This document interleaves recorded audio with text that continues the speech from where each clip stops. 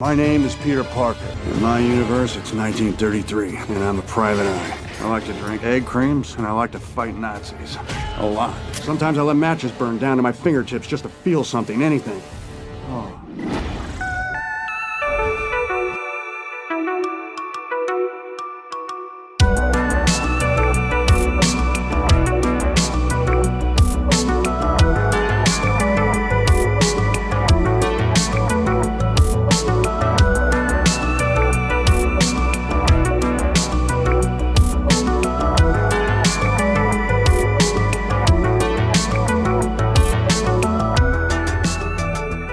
So today is our first. I just forgot how we intro this podcast. Welcome to the Perfect Movie Podcast, the podcast where we discuss: is it a perfect movie? I never do the intro, so nailed it. Nailed it. Welcome to the Perfect Movie Podcast, the podcast where we answer the question: Is this a perfect movie? I'm Michael. I'm Kalen. And today we're doing a double feature because it is Animation April.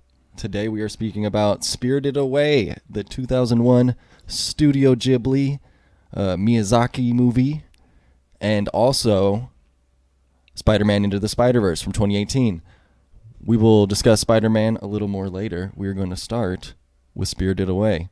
Kalen, this was all you're doing? Yes. He's selected the movies for Animation April. I have never seen Spirited Away up until yesterday. Or this morning. Kinda yesterday and this morning. And I watched it in a few... I did some overlapping watching. Kalen, what makes Spirited Away special to you? So I first came across this movie a couple years back. My girlfriend actually showed me this. It was like a really warm summer night, and I remember our AC wasn't running just right. It was a little hot. But I put this movie on, and it made me feel even warmer. It's just it's kind of hard to explain the feelings you get from this movie. And I'm surprised I haven't seen it before, or I hadn't seen it before until that time. But like you said, this movie came out in 2001.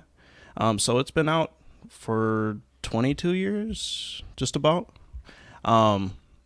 This film still holds up to this day as far as the animation quality and just the overall quality of the film itself.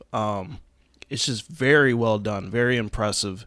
And the emotions that you get from it, I haven't really felt that before watching an animated movie. It just makes you feel nostalgic, but at the same time, it also makes you feel like a kid again.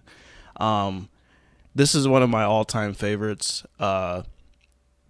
This is an incredible watch, and I've seen this multiple times, and I probably will see it multiple more times after this. So, what did you think about Spirited Away? It was a lot darker than I expected it to be. Just from an outside person who's seen like images from Studio Ghibli movies, but I don't think I've watched any of them back to front, or maybe I did one or two of them when I was a kid, but I don't really remember. It was there's something like honestly off-putting to me about it. So I kind of had the opposite feeling. Okay. I still think it is like it's a quality movie. I'm going to make a weird comparison. But I kind of feel the way about this movie, the way I felt about The Northman. Okay. But it's because it's the same. These are both like kind of like mystical stories about a character that's kind of opaque. Like they don't have like a ton of qualities to them. Right. Where they're like this girl, she's like a good-hearted young child that gets whisked away into this spirit dimension. But a lot of the things that happen are like really inexplicable and hard to explain, and like there's not a lot of like plot motion to it. Sure. It's kind of like got this like dreamlike quality or like nightmare quality sometimes, where it's like the logic flies out the window. Mm-hmm. And for me, I just felt I never got really like attached or like engrossed in it, because like a lot of the time I kept asking like wait, what? Like, yeah, what? But I think that's just one of those things. I can mention a little more. I did some research. I respect it, but I don't know if it's like it didn't become an instant favorite. I don't know if I'll ever watch it again. But I said the same thing about The Northman, where it's like I didn't love it, but I can still say it's like a high quality. It's like a well-made film. Like the animation's beautiful. A lot of the music's really beautiful. Mm-hmm. It certainly is a vibe that it captures sometimes, and I think that's what people really connect to. Like it's not so much the literal plot and all the things that are happening. It's like this emotion that like much like The you. Northman, where it's mostly about the visuals, and the visuals itself can be the character at the expense of plot. You know what I mean? Where that's more so the forefront. But I totally understand where you're coming from in regards. But yeah. Before we get too deep into it, do we want to do our alternate titles? Yeah. So we'll just start with Spirited Away. Yes. Okay. Here, let me go first because Go I ahead. did 4, you did 3, so we can do sandwich the 3 in between. All right. From the country that brought you the original schoolgirl fetish comes a story about just a really, really, really good girl. Doesn't a lot of this feel a little pervy? Like there's that we talk about Disney having the undercurrent sexual stuff a lot. Yeah. I feel like under this there's a lot of like a little like I feel like that's just a lot of Japanese animation and yeah. stuff. They're just kind of into that. It's Yeah. a little strange, but I can look past it a little bit. Do you want to finish? Or you want me to go next? Let's do back and forth. Okay. So you, All right. All right. So the title. What?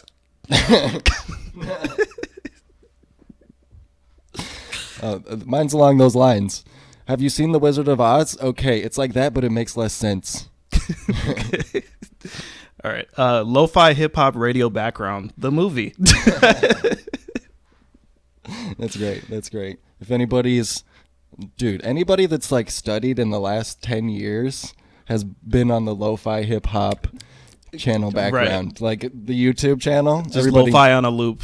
Yes. If you somehow haven't, literally just look up lo-fi hip hop on YouTube. That magical thing that happens when an ancient river spirit loves a 10-year-old girl. That river spirit's like age is just a number, baby. Yeah. Same as like the Twilight conundrum, but like even worse. I never thought about that. Okay. All right. How to scare and confuse children for 2 hours. I know I didn't watch this as a child because a lot of these images would have been seared in my brain like permanent scarring. Oh, for sure. Oh my God, what's wrong with your face? The movie. You talking like specifically the witch lady? Yes. Her face is fucked. Her face is a fucking nightmare. So maybe for a little bit of background, if you haven't seen Spirited Away, it is the story of a little girl named Chihiro. She goes on a trip with her mom and dad. And this is why I'm saying... like, actually, not a trip. They're moving. Yes. I'm wrong. They were moving, but then they just kind of get sidetracked, they get lost, and they wander off down, and they walk into this like empty city that's full of food. His parents start gorging on this food. She's not interested in it. Parents turn to pigs. Night comes. And that's when the spirits awaken. And the spirits awaken in this city, and basically Chihiro gets whisked away in the city and has to make her way. She gets spirited away. She gets spirited away into this magical spirit city full of like sort of nightmare creatures. A lot of them aren't very nice to her. There's this old lady that gives her a job who's just like basically a big wrinkly face that's hideous. She's basically a brothel owner for the bathhouse or whatever. That's basically what the story is about. I don't know if you realize that or not. No, I didn't It's catch. about prostitution. I believe it is. I remember reading something about that. It's interesting. And like geishas and stuff. Yeah. Yeah. I did not catch that subtext. Yubaba, is that the name of? Yubaba is the witch, yes. The witch lady. There's so much more to be said in logic that makes about as much sense as what we just said. Like a lot of the things that happen are... I guess another key function is there is Haku. Haku. Yep. Yes. He's the river spirit. Haku, he's a river spirit, but he's also at first he's just a little boy that appears to be helping. Yubaba. Yeah, he's kind of like her right hand kind of guy, and he's Yubaba's henchman, but also early on he gives Chihiro some pointers, and she begins to trust him.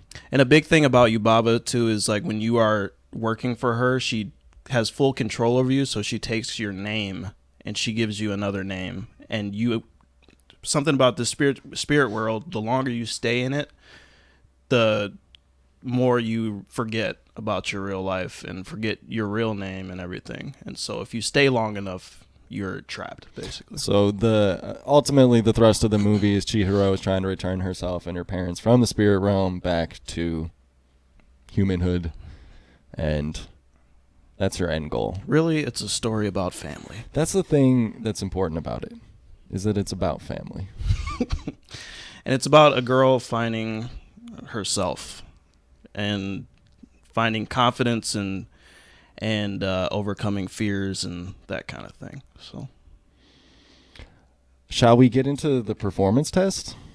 Yeah, I was wondering if we could maybe do this a little bit differently, just because there's no on-screen actors. I was gonna say the performance test I don't have any notes for it because it doesn't really fit for this, especially this movie. So, should we just call it all It's an Art Bro?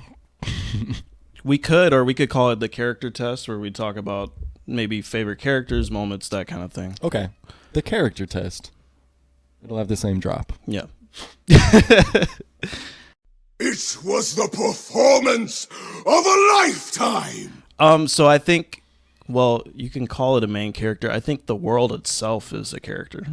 And everything that's going on, and this is to just show the hard work and just dedication they put into the actual creation of this. And because basically this is all based on Japanese folklore.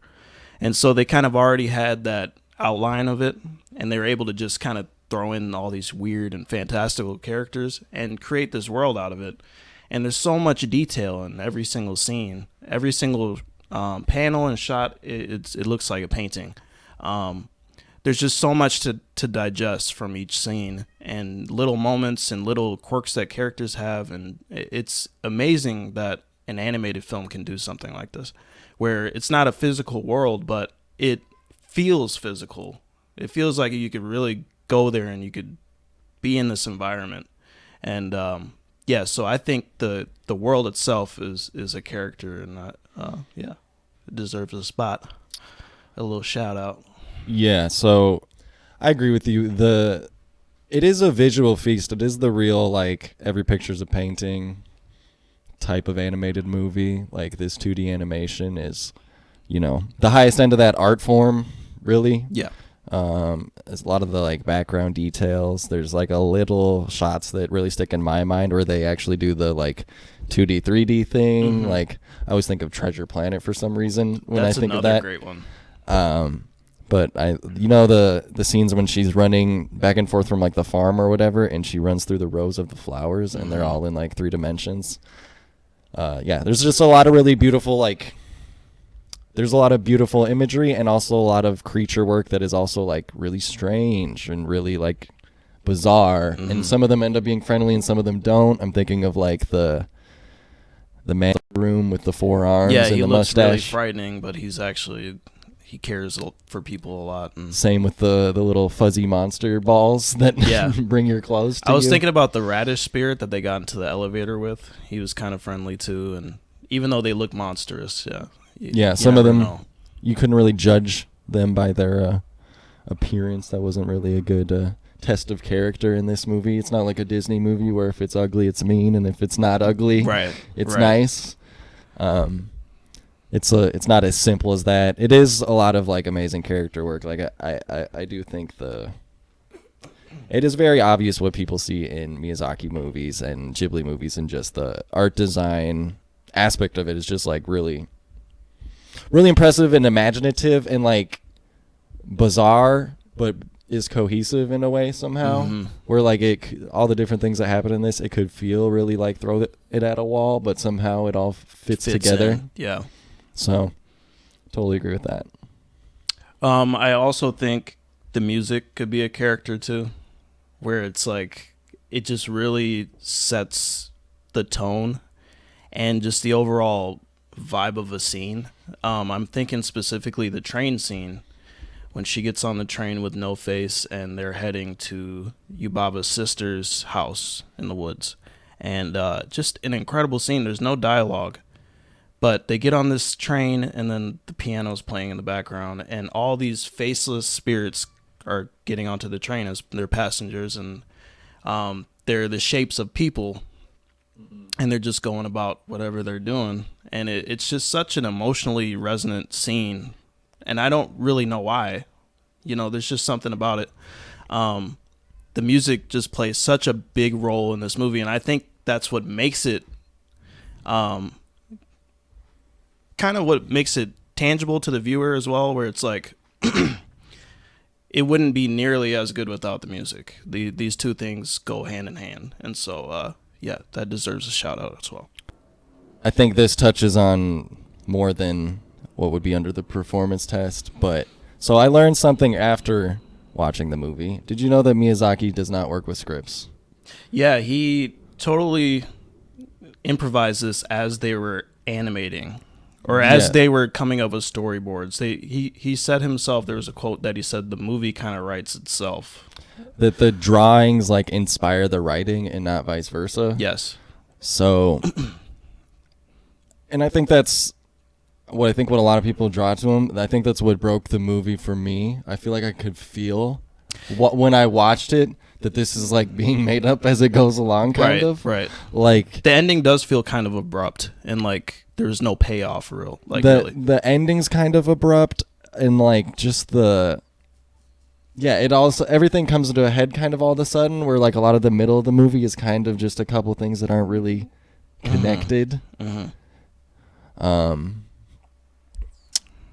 But that's really like I've never even considered that to be a possibility of like how you make a movie. And I wish I'd wrote down the word, but Miyazaki has a special word for like the space in between actions. He described it as when you clap your hands, it's the moment between the claps.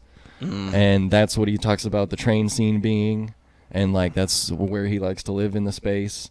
He likes to like it is a lot of music and no dialogue and just setting like a scene in emotion. And he's really talks about like I don't want to force the audience. Like he wants the audience to soak in that emotion, and that sometimes plot and details get in the way and would have a negative effect like on that space that he really wants to work in. So more so in a visual way, he wants people to resonate. Like a visual, and I think just like an emotional and like it's all scene setting and just like trying to evoke an emotion through imagery and music and like just that. Yeah. Not through the forward movement of characters and plot and like actions that build together for like a narrative. I will say that is a very risky way to make a movie. That can either go one of two ways. And I mean, I guess if you're confident in your craft, go for it. I wouldn't recommend that usually. Which at this point, he'd been making animated movies for like 30 years. This was after he'd already considered retirement. So I think he's, he's probably pretty confident in his craft, and I'd say he deserves to be. Actually, I think I showed you another one of his movies. It was the one Princess Mononoke. Yeah, we didn't finish it. That one appealed to me more. Yeah, I never finished it, but I think it's just all the gross out shit with like the stink monster that comes in the middle, and then it's all about another gelatinous monster after that. The spirit, the no face guy. Yeah, the no face spirit, and then the no face spirit tags along with her. Like the middle of the movie, when you list out all the actions, it doesn't make any fucking sense. No. And I'm just sitting there watching like. I think it's just a bunch of lost souls, you know what I mean? Where it's like they're not necessarily evil, or there's no clear-cut villain besides Yubaba, really. And it goes along with Chihiro's arc, too, where she's lost just like them, you know, and they're all trying to find some type of peace. And, I think from that aspect, it can be interesting. I don't know. I wanted to get swept away in like a sorrowful, wispy kind of way, but all the gross out stuff would just make me go like,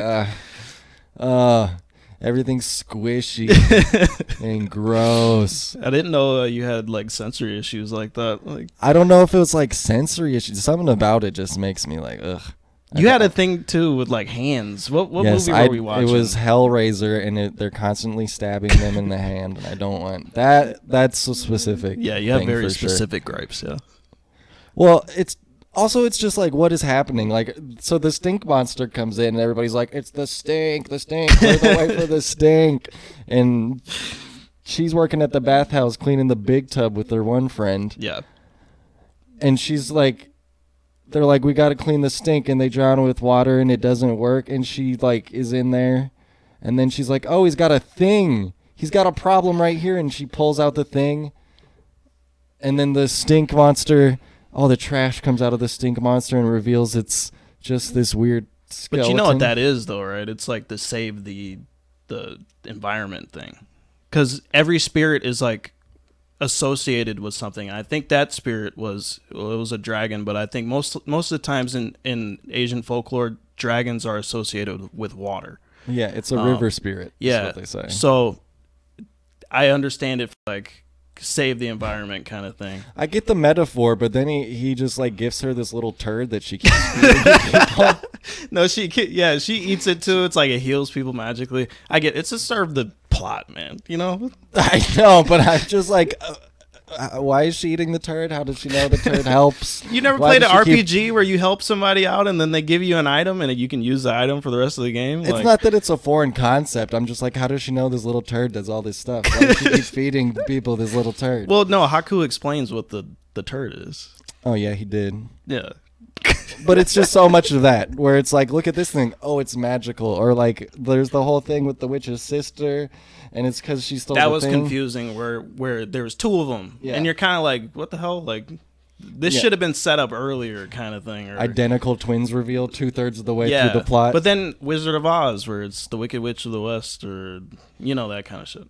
Yeah, I mean, it is a lot like that. That's basically what the story is the Wizard of Oz. It is a lot like the Wizard of Oz. Yeah. Some people say all we've ever done is remake the Wizard of Oz. Those people are real hoity-toity and up their own ass, but a lot of heroes' adventure stories are it has drop that person structure. Yeah. Yeah, I mean, how many stories are drop our hero in a new locale and Right. they have to learn about this new world and maybe save it and save themselves? Yeah. You know what this movie reminded me of? Harry Potter. I don't know if you've ever seen Harry Potter. I have not, but You got to watch Harry Potter, man. You would like Harry Potter. The first one is really good. I might like Harry Potter. Yeah. I couldn't watch it as a kid because my parents hated magic. Yeah, you couldn't So even watch. it's like- couldn't even watch Magic School Bus. No, it has the word magic in it. You know that's from the devil. Miss Frizzle? Are you kidding me? That's a witch for Something sure. off about that lady. Miss Frizzle definitely dabbles in the dark arts. She has a pentagram on her bus. All right, kids. All right, kids, time to learn about Satan. Okay, so I guess this could lead in. Well, you know what? We'll save this. We'll do both at the end. Perfect movie. Okay. Yeah. So your final thoughts on Spirited Away? I think it's a quality movie, but I gotta say, I think it's mostly the way the plot is written and also the way the characters are written, which some of this might be a translation thing and not like a writing thing, but so much of the dialogue, there's like almost no dialogue, and then a lot of the dialogue is saying, hey, do you see the thing that's happening? Like, so many lines, like I remember when the dragon's being attacked by the paper birds, she says, look, it's a dragon and he's being attacked by birds. Like, Yeah. like a lot of the lines are saying, look at this thing, and I'm like, we haven't talked this whole Maybe movie. that's a translation issue, though. That's what I'm saying. Like, I don't know if that's Because we watched the dub. yeah, I don't know if that's a translation issue where it's getting lost in there. I mean, I'm in the minority. This is a Academy Award winning. Yeah, it's also the highest grossing movie in Japanese history. The budget for this was $19.2 million, which is very low for an animated feature. And then it grossed $395.8 million box office. So that's pretty awesome. Just about anybody that I've heard talk about this movie like really, really loves it. I don't know. I guess You're just so jaded and you hate everything. I wanted to like this so much. You're the one that didn't like Marcel the Shell with shoes on. Talk about jaded. Talk about jaded.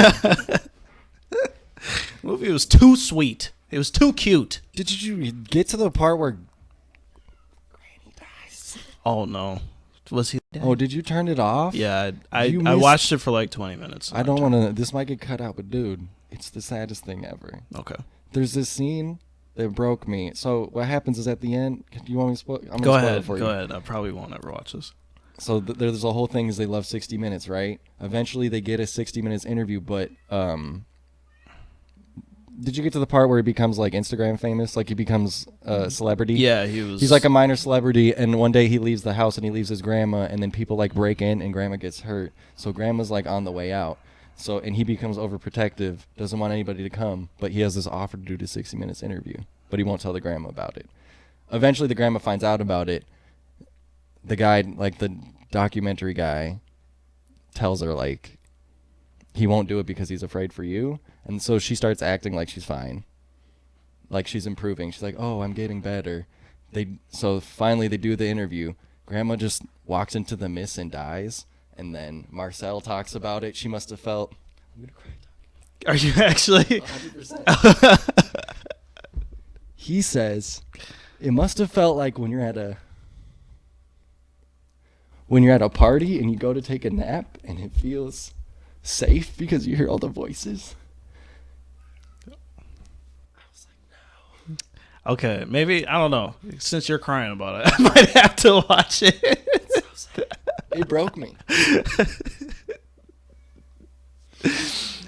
That's crazy. I don't know. It was fine, but I thought maybe 20 minutes would have sufficed, like a little short film. I thought this is what I thought the plot was going to go. I thought he was going to be on the internet and be like, "Oh, the internet's great." And then he was going to be like, "Oh shit. I'm on a fucking shitty crazy website and there's awful stuff going on in the world." Yeah. And it's going to turn me jaded because I'm a little shell with shoes and I think everything's great. But No, turns out the world is shitty. It mostly becomes a movie about like accepting the fact that his elderly grandma, his only family, is gonna die, Okay. and preparing for that reality. So it's like That's pretty heavy. all wrapped up in like this twee package, but it's like really sad Okay. and like really honestly very effective in my opinion. All right, we will rate a perfect movie at the end.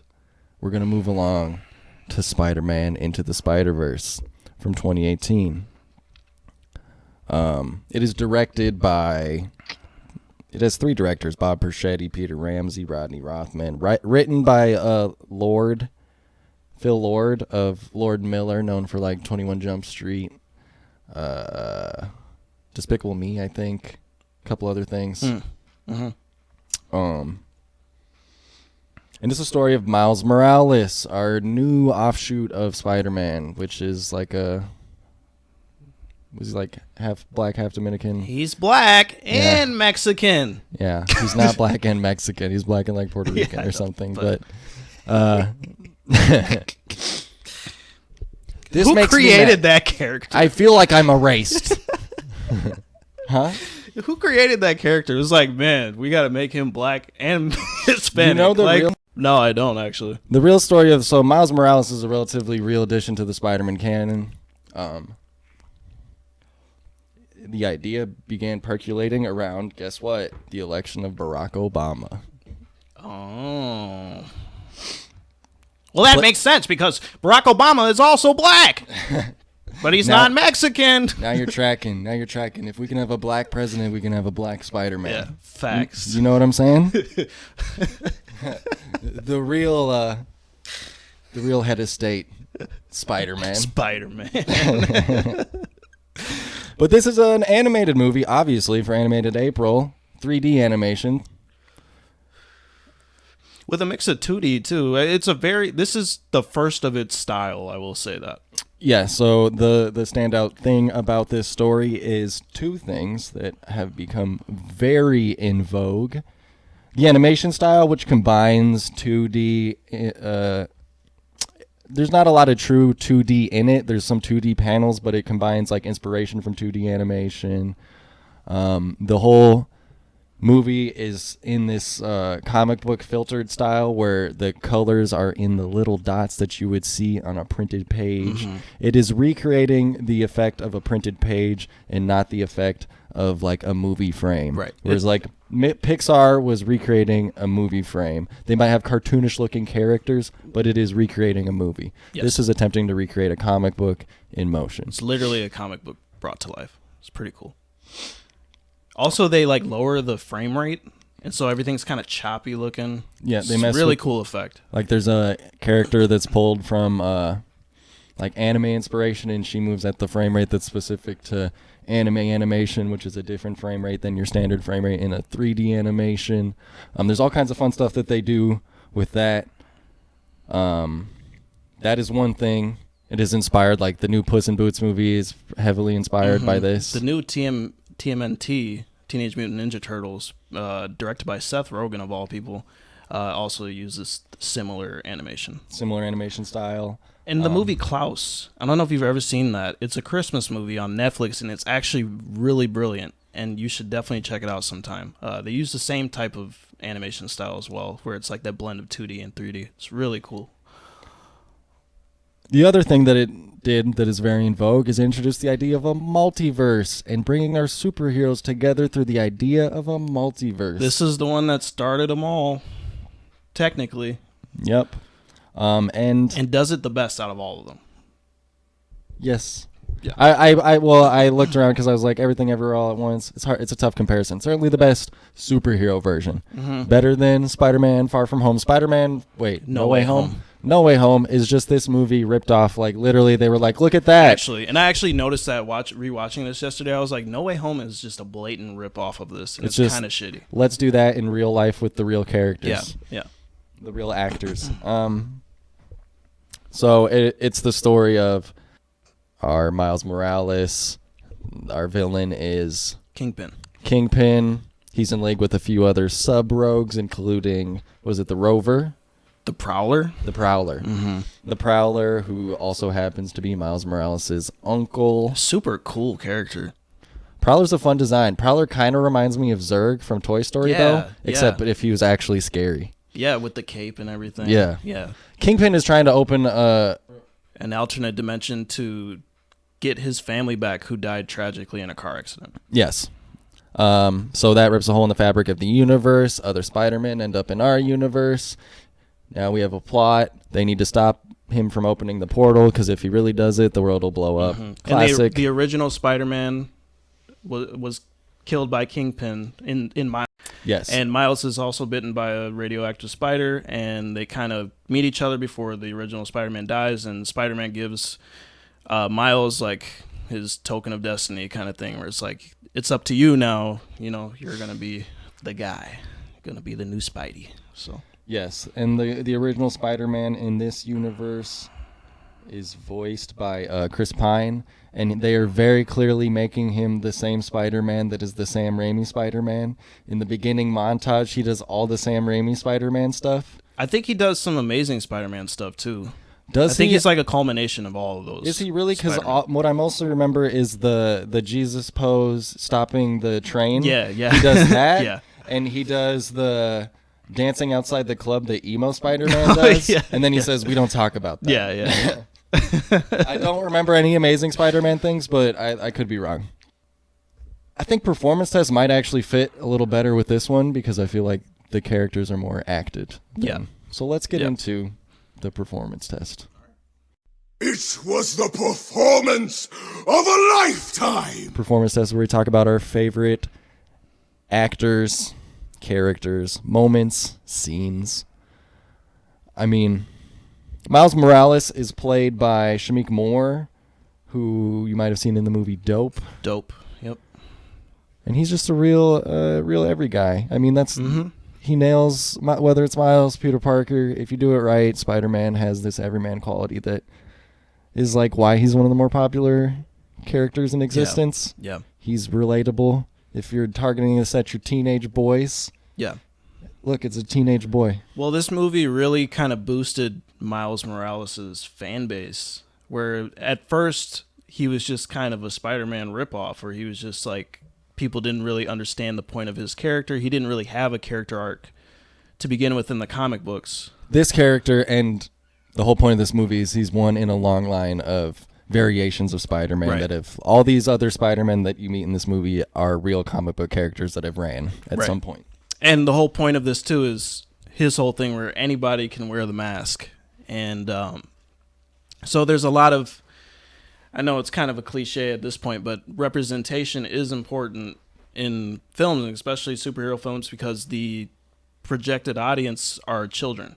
So one thing that I took away from this, because I've seen this many times, and most of the time that I've watched this was with the kids I work with. And the majority of these children were black, young black boys, and they would watch this movie and just be enthralled by it. And I think mainly because it's Spider-Man, it's cool, but also that Spider-Man looks like them. Yeah. And like I said, it is kind of a cliche to say this, but I mean, representation is very important. And I just remember on Halloween, all their costumes would be like Miles Morales, Spider-Man costumes. I mean, it's awesome. And it's just really cool to see them be able to put themselves in that character. And so, yeah, that's really cool.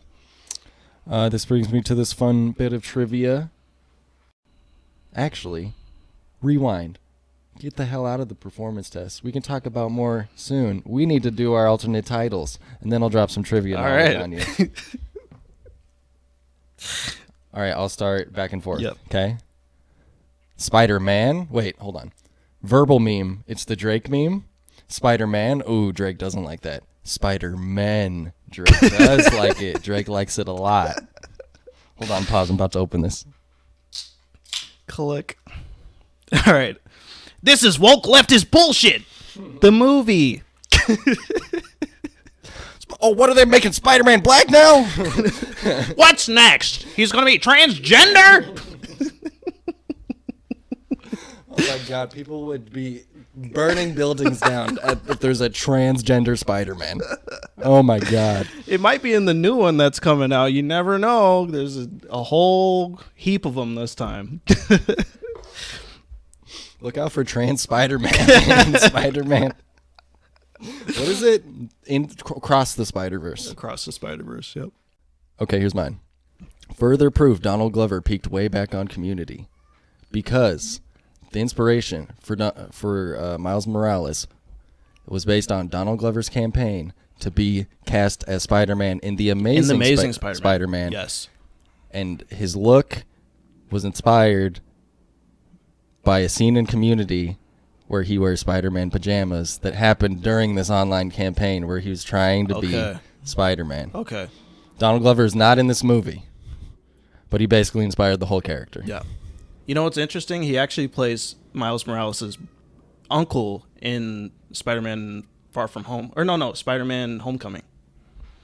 Remember the scene where Spider-Man webs that guy webs Donald Glover onto the onto the car? He was Miles Morales' uncle. Oh, is that one of those retroactive things? Because he's just some guy that meets them in the garage. Yeah, but then he's like mentioned something at the end of that scene where he's like, "Oh, my nephew Miles" or whatever. Now, now that you mentioned that, I think that's all track. Okay, so he's supposed to be Uncle Aaron. Yeah.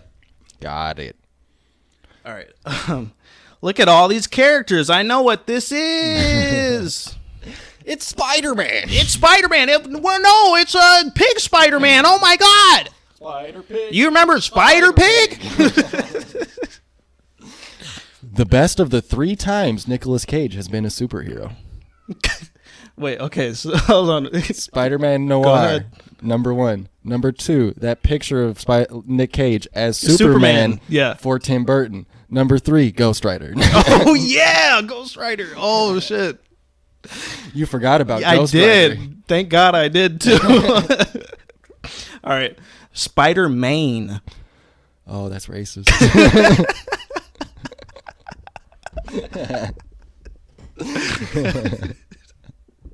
That's like what one of the racist villain would yell at him after he beats him up.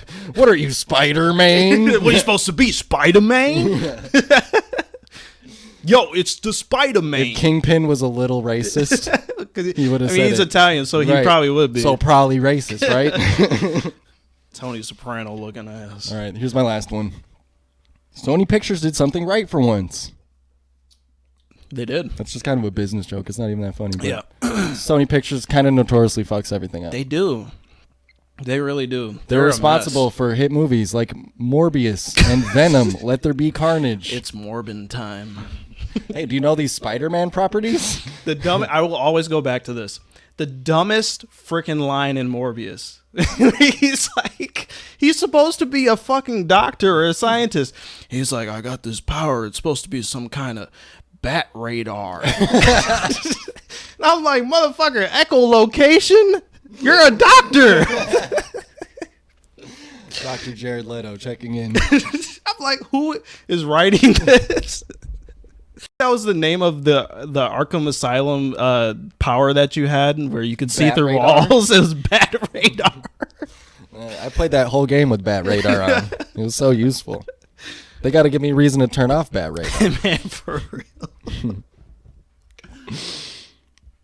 Yeah, so we talked about Shameik Moore. I want to talk about, is it Jake Johnson? Jake Johnson as like Peter B. Parker. Peter B. Yeah, as Miles will put it, the janky broke hobo Spider-Man. Man, why'd I get stuck with Janky Broke Hobo Spider-Man? Yeah, his character is great. He's like this really down and out Spider-Man who lost his wife Mary Jane, and he's broke and he's getting fat and he's depressed, and it's hilarious. Well, he's been Spider-Man for 22 years. He's Dark Knight Rises Spider-Man. Oh yeah, Dark Knight Except without Returns. that side of an origin, like his wife just left him. Like, you know, like and he cries in the shower. It happens. I mean, it is sad. It's sad when your wife leaves you, but it happens to a lot of guys, you know? Yeah. And the funny scene was he was like, he was proud of Miles because he learned how to swing. He was like, buddy, I'm so proud of you. Do I want kids? Because his whole thing is he didn't want kids and Mary Jane wanted kids, so that's why they split up. That's why they split up, and it's because, really, he's just not very mature.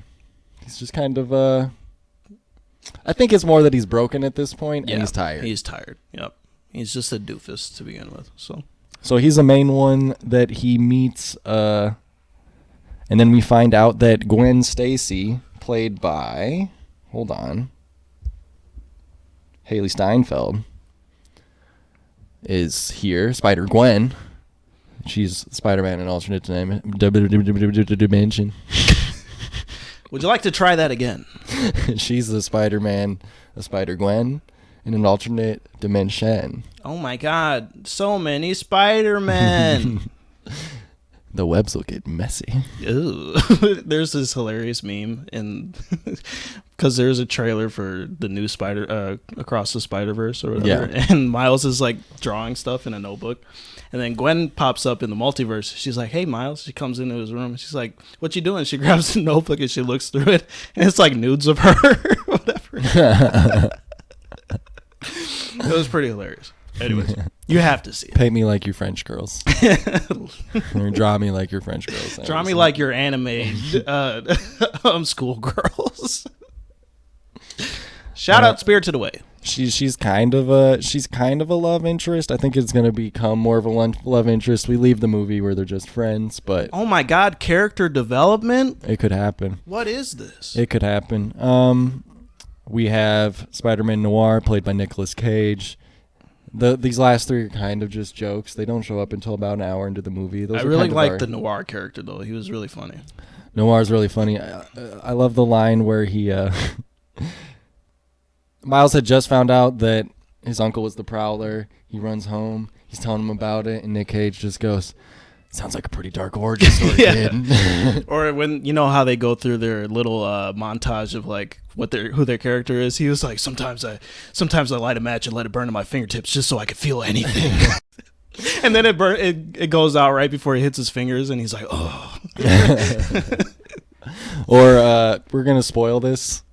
I'm gonna spoil this. I mean, it's not like there's no like super shocking twist. Maybe the one that is kind of shocking we already spoiled about his uncle.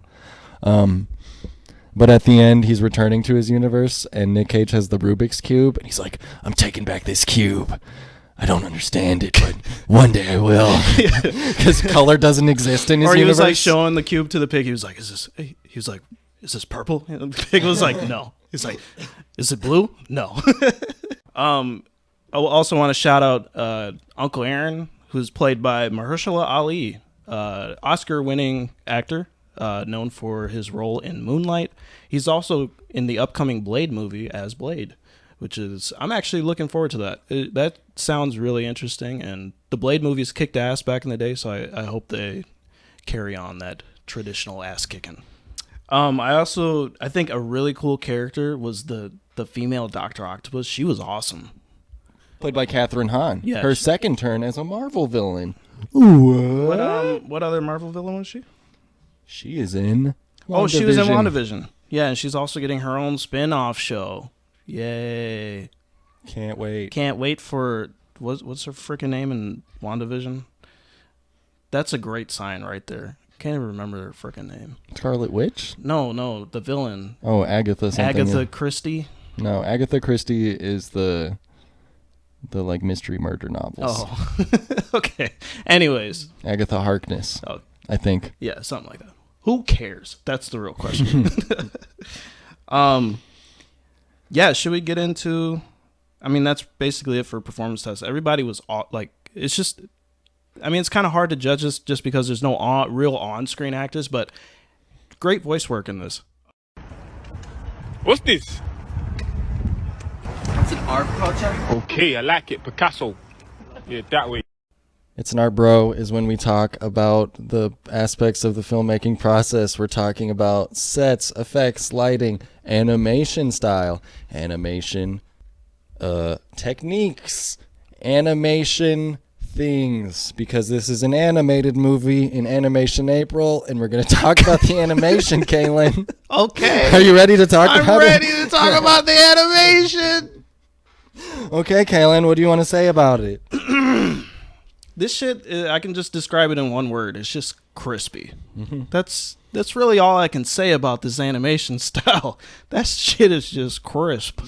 Like you just took a sip out of like a McDonald's cup and it's got some nice crisp Sprite in it. That's the feeling I get from watching this animated flick right here. Everything is super clean, and just like just the movements of the characters, they just flow so well. I'm thinking mainly like the end fight scene. There's so much going on. It's almost a little too much, but it's just like the right amount to where it's like, damn, this shit is impressive. I don't even know how they did this shit, honestly. Very, very interesting, and it just draws the eyes immediately. I've never seen this type of animation done before watching this. So Yeah, so they really pioneered some techniques and just ideas of combining the 3D and 2D animation. They did specific things with like the 3D models and having the like built-in engine around drawing lines on faces based on where the camera is, so they still maintain that like 2D feel. Like it's like a two-dimensional where the lines would be if they were a 2D object, but the lines work in 3D space. It's I think the art style, actually, like you were talking about at the end, it brings the excitement back to the superhero action. yes, It's just so zippy, and like the camera's moving with the characters, and you know, it just really, you can feel the speed to everything, and because there's lots of different techniques that they're using. It's almost like one of their techniques in Mad Max Fury Road to make things seem chaotic. They were removing frames. They do a similar thing with one example is the sequence when they go to the Doc Ock facility. They're fleeing with the computer, and Peter B and Miles are swinging through the forest. They did a thing where, so instead, usually animation is animated on the frame at the same rate as the frames are refreshing. This, they are animated every other frame, and they were actually being like misaligned, so they were not in sync. The whole point of the fight is that they are learning to work together. This is their first thing doing things together. So literally, the rate at which, like their frame rate of each character is out of sync until the end of the fight. They were refreshing at different rates.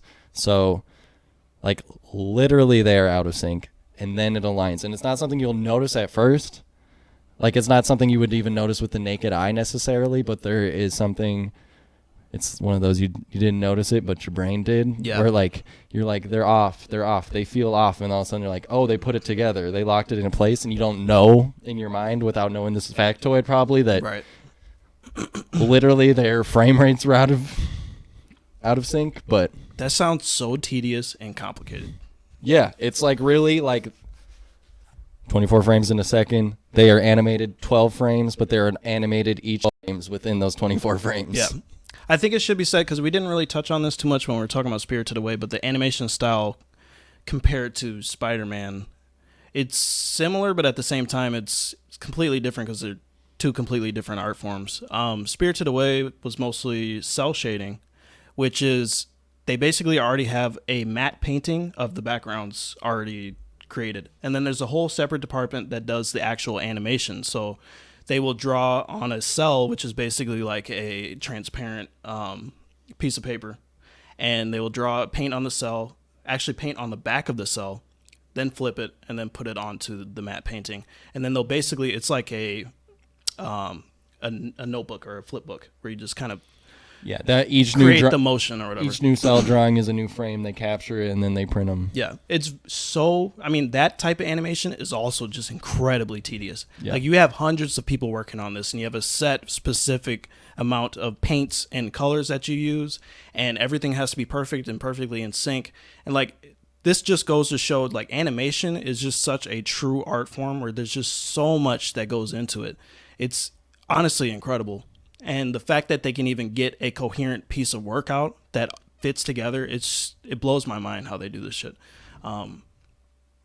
Yeah, it's really amazing. And Across the Spider-Verse, like you said, created a whole different medium where it's like now we're starting to see the ramifications of this film, where we're seeing this animation style being used in tons of other animated movies. And it's really cool to see the evolution of this, because these are two different time periods these movies are created in. So Yeah, it's really cool to see the evolution of this.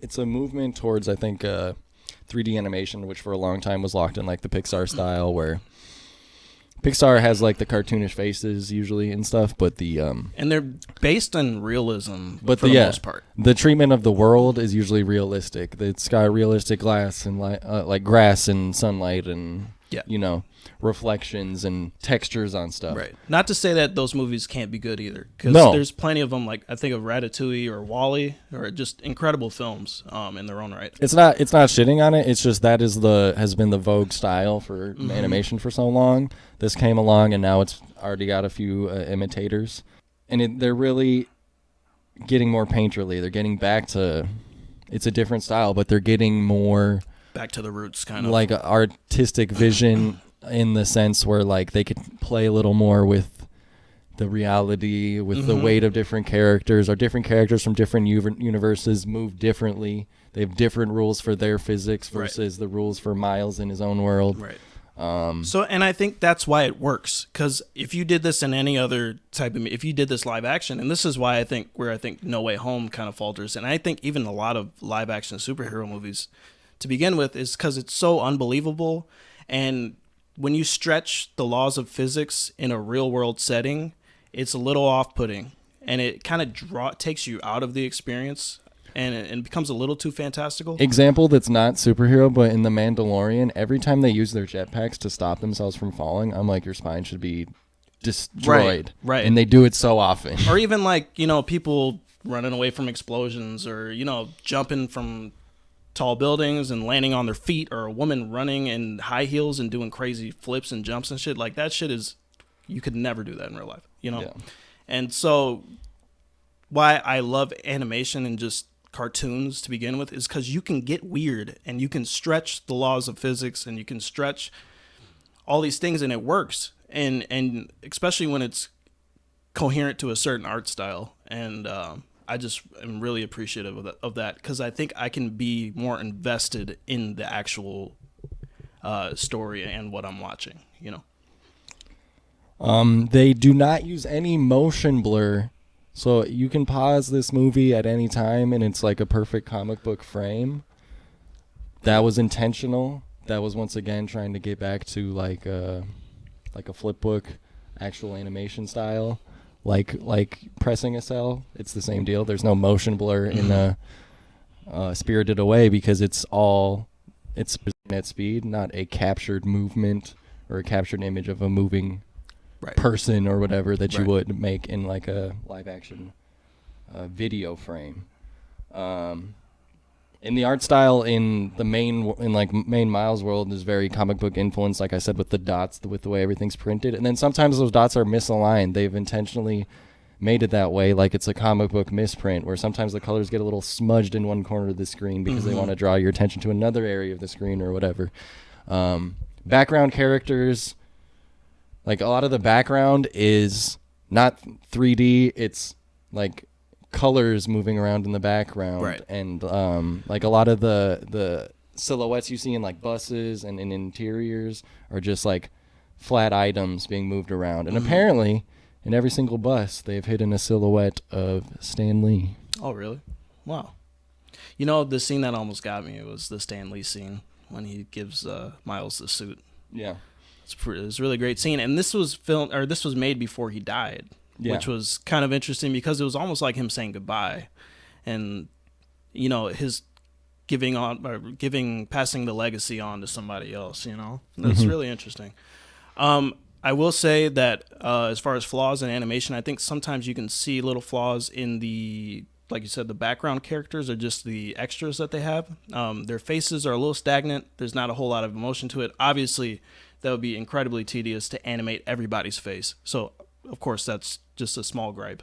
But it's a little noticeable, I think, in like the school scenes when Miles is in school and there's just all these students, and some of their faces look a little off or just a little like plastic, and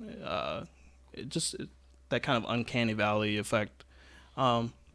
Yeah, really, that's my only gripe as far as the animation goes. But did you notice any of the alternate universe billboards? I think the most obvious one, and there's also a poster in Miles' room that he shares. It's the what is it? The coloring book, the Chance the Rapper album cover. Yes, but instead of a number 3, it's a number 4. Yep, I did see that.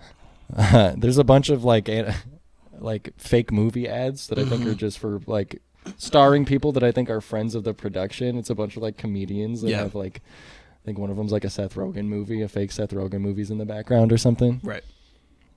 There's a lot of music in this as well. A lot of music. They created an entire album of this. The big song is Sunflower with Sway Lee from Ray Shremmerd and Post Malone. That's like one of the biggest songs ever. It's a good song. As far as like a radio song goes, I like that song a lot. Some Juice WRLD stuff. There's a handful of others. The What's Up Danger? It's a good song too. Oh, I hated that one. Really? I thought that was great for the scene. In the Let the Hate Flow Through You, I'm just going to drop it now. That song, I was like, oh my God, that's such a like Hello Fellow Kids. Did you hear about rap? Yeah, I get it. But I mean, song? With the scene, I wouldn't listen to it by itself. But in regards to the scene, it was real exciting. I don't know. A couple times I was like, maybe I could just do for a normal like orchestral track. A normal score. Yeah. Like a normal score at this point. I like that they stuck to their guns and did the whole like modern, like I think it goes along well with like Miles Morales' character and this idea that like he's kind of existing in his own comic book, because when they introduce each character, they each like get their comic book. And they have their own score to it as well. Yeah. Yes, and Miles finally gets his introduction at the end because he's finally Spider-Man. And they do the thing when he gets bitten by the spider, it starts happening because his thoughts start showing up in little thought bubbles behind his head and stuff. And there's just so much weird parallel maybe, but Scott Pilgrim, like some idea where they have like the comic book stuff is like invading the actual movie, you know? Yeah. Would you say this movie is sensory overload? Maybe not for me, but maybe for your dad. Yeah. It's really busy at the end. The way the dots that they use for like the particle collider that opens the universe. That's a little much, yeah. It's a little much, and they're specific reference to like a Jack Kirby style. That Jack Kirby had all those dots in all his comics. Okay. It was like a frequent thing. Yeah, that's used like a lot in different things. Yeah. On the edges of his frames. I don't know. I just watched a thing and they kept calling them the Kirby dots. They're the Kirby dots. Okay. No. It has its moments, but Yeah. And that's what I thought this was going to be when I first watched it. I was like, this might be too much, you know? And then they somehow made it work. Yeah. and it's getting a sequel, and it was pretty financially successful, although not even like Pixar numbers. It was allegedly like a 90 mil budget and made about 390 worldwide. But I think from things I've read too, this is regarded as one of the better animated films to ever be created. And I definitely think it warrants that. I've seen this so many times, and I don't really get tired of watching it, which is funny because usually it's on in the background. I know where I used to work, kids used to watch it a lot. It's just such a cool movie. It's so much fun for kids and adults. You can kind of just not even really turn your brain off and enjoy it, but you can. There's some heartfelt moments and fun characters, and it's just a good time. Yeah. And I'm kind of interested to see if the sequel can replicate that. Yeah, there was something about the novelty that I think it still carries with it, where it was sort of a novelty to have all these characters smash into each other. And we didn't maybe have such a good idea of what that might look like or mean. And now we do. Like, it can only be new once. Yeah. It can't maybe it can wow us. But and now they're doing it in everything. But the art style's not new now, and all that. And have you seen 1,000 different Spider-Man in this? Yeah. I mean, I'd hope it's good, but I guess if it's still written by Phil Lord, if it's the same writing crew, I think they get... I love that they bookended this movie with, well, now if you don't get it... Well, bookend is the wrong word. They end the movie with, well, now if you don't get it, now anyone can wear the mask. And, that's the whole point of the Miles Morales character. And it's it's doing, like we said, representation is important, especially in kids' movies, because kids, don't understand, frankly. Yeah. They don't have the media training that maybe the rest of us learn over time. Right. It's important to just have figures that kids can look up to, and that is the entire point of his character. They understood that, and they did it without it feeling preachy or patting yourself on the back. I think that's the thing that's the most annoying. Yeah. Is Hollywood loves to be like, aren't we good at representing? Oh, look at us. We have a lesbian couple kissing in the background. Yay. Look at those gays. So all right, look away. progressive. China's watching. Can't have John Boyega in the China poster, though. The real question is, Michael, do you feel unrepresented right now? Yeah, the problem was there was only 2 white Spider-Men. Three. One of them died. Yeah. I'm pretty sure Spider-Man Noir's white. Now there's a Mexican Spider-Man with, not Pedro Pascal, but the guy who played Poe in Star Wars. Oscar Isaac? Yeah, he's the Spider-Man 99 or 2099. Oh, yeah, he's supposed to be the bad guy in the new one. Yeah, or he's something. Hispanic, fully Hispanic character. Whoa. Good for him. Yeah, it's cool. So I guess this leads to a larger question. Ooh, this might be... Okay, yeah. Are Spirited Away and Spider-Man No Way Home... What the... There are so many Spider-Man movies. Spider-Man Into the Spider-Verse. Are they perfect movies? Let me try that again.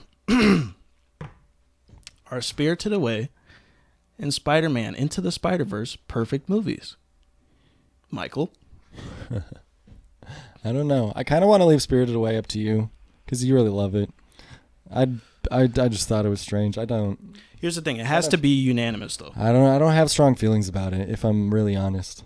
That's fine. I think there might be another Studio Ghibli movie that I like more. Okay. There's just stuff in it that I was like, Beauty is in the eyes of the beholder, Michael. Into the Spider-Verse, I think it might be the best superhero movie. I mean, it's kind of low praise, but since, Endgame? Certainly. Right? I didn't like Endgame that much. I think since Infinity War. Infinity War is hands down the best Marvel movie. I think that's the one I meant. Infinity War. Yeah. But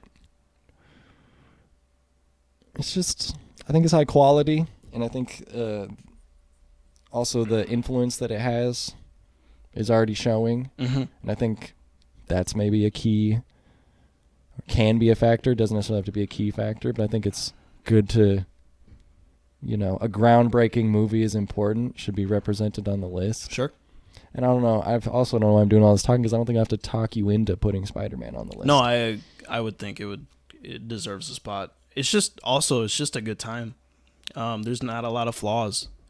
And it's like perfect. I would say the closest thing we've ever gotten to like perfect animation. Like it's kind of hard to wrap your mind around how good this looks. I would personally put Spirited Away, but I want it to be a unanimous decision. So maybe we can put Spirited Away in perfect movie purgatory for now. Yeah, let's put in purgatory. But Into the Spider-Verse got a spot on the list. All right. You heard it here, folks. Now I kind of want to do, since I just watched The Big Lebowski. I know, Cardinal Sin. Hadn't seen it up to this point. For some reason, I'd watched a lot of the less popular. I've watched A Serious Man, which is a Coen movie that a lot of people haven't watched. This. Never even heard of that. Exactly. But I kind of want to wrap it up like, well, that's all, folks. The dude abides. You got any more of that good sarsaparilla? Or maybe because it's Animation April, we should do bitty bitty bitty. That's all, folks. Isn't there a joke in that where he's like, can you even say that? Oh yeah, there is. He was like, is that legal? Yeah, is that legal? Like, can you say that? I get the Looney Tunes like the last few seconds. Dun dun dun dun. Yeah, no. I'm trying to like remember this sound like from that. Anyways, just put it on there if you can legally. Probably because not. YouTube has been on our ass recently. Yeah, I don't even know. They got really mad at us for AC/DC School of Rock. in the background. Yeah. I think. I don't know. I didn't get any response from that. Anyways. That's all, folks.